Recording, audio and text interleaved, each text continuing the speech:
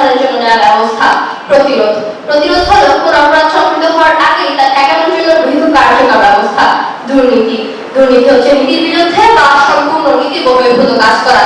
Transparency ইন্টারন্যাশনালের ভাষ্য মতে corruption is the abuse interested power for private gain, অর্থাৎ অর্পিত ক্ষমতার অপব্যবহার করে ব্যক্তিগত সুবিধা অর্জন করাই হলো দুর্নীতি।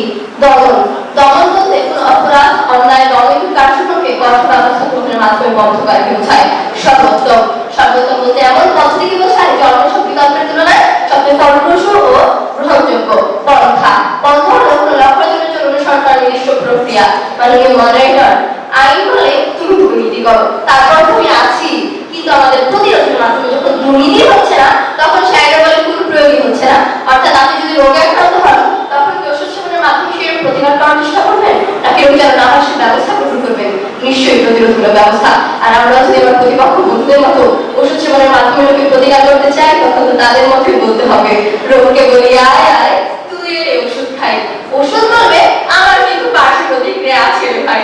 অর্থাৎ প্রতিকার নয় প্রতিরোধী দুর্নীতি দমনের সর্বোত্তম পন্থা। প্রতিকার হলো ফারাক্কে পড়ে যাওয়ার পর ফায়ার সার্ভিসকে ফোন দেওয়া, আর প্রতিরোধ হলো ঘর যাতে আগুন না পড়ে তার জন্য আগামী নিরাপত্তা ব্যবস্থা জোরদার করা।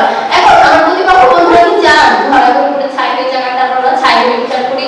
হাদিসে আছে মান রাআ মিনকুম মুনকারান ফালইউগাইরু বিয়াদি, সহিহ মুসলিম শরীফ।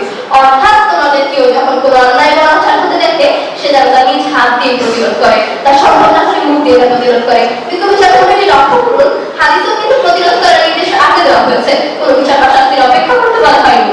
কথায় আছে হাত নাচে বাঁচা বেশি, অর্থাৎ প্রতিকারের পেছনে মামলা মোকদ্দমা করতে গিয়ে যে পরিমাণ অর্থ ও সময় নষ্ট হয় তা মূল দুর্নীতির চেয়েও বড় বোঝা হয়ে দাঁড়ায়। চোর পালালে বুদ্ধি বাড়ে প্রতিকারমুখী নীতি মূলত চোর পালানোর উপর বুদ্ধি বাড়ার মতো এক হাস্যকর ব্যবস্থা।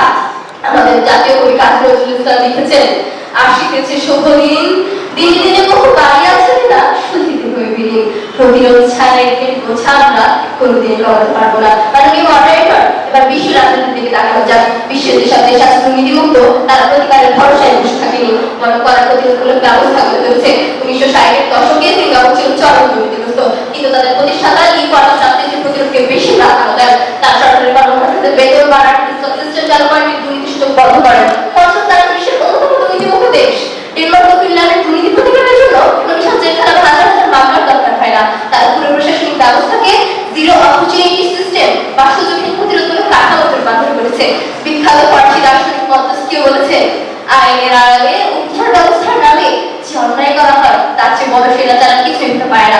অর্থাৎ আমরা যদি প্রতিকারের উপর নির্ভরশীল থাকি তাহলে সেই প্রতিকার করার প্রক্রিয়াতেই জন্ম নেয় নতুন দুর্নীতি। মাননীয় মডারেটর, প্রতিকারের বড় বড় গল্প আমরা বহুকাল ধরে দেখে আসছি।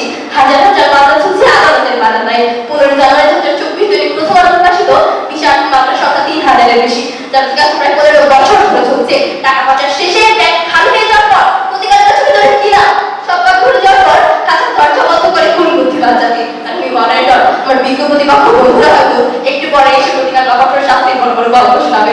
তাদের যদি সামনে প্রশ্ন রেখে দিতে চাই, আশা করি সঠিক জবাব দিয়ে যাবেন। প্রথম প্রশ্ন, প্রতিকার এতই কার্যকর হতো তাহলে যে লক্ষ্যের সংখ্যা দিনে বাড়ছে কেন?